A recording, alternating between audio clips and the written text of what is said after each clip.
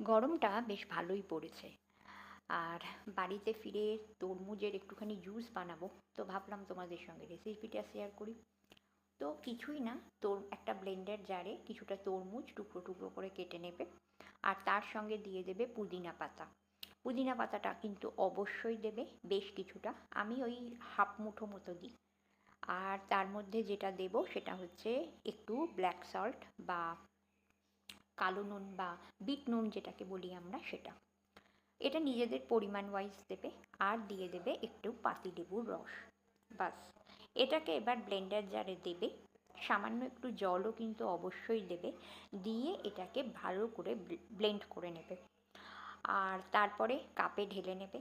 প্রচণ্ড রিফ্রেশিং। বাইরে থেকে ঘুরে এসে বিশেষ করে এই দুপুরবেলা বা সন্ধেবেলার দিকে যখন ফিরি, ভীষণ টায়ার্ড ফিল হয় একটু।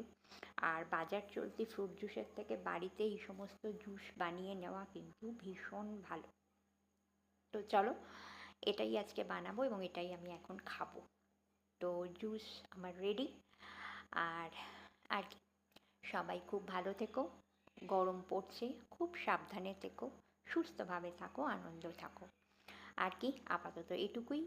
আর আশা করব প্রত্যেকের দিনটা ভীষণ ভীষণ ভালো কেটেছে। আপাতত টাটা। আমি জুসটা খাই। আবার নেক্সট ভিডিওয় দেখা হচ্ছে। ততক্ষণ সবাই খুব খুব খুব ভালো থেকো। আর হ্যাঁ, ওপর থেকে একটু বিট নুন ছড়িয়ে দিও। তো আপাতত টাটা।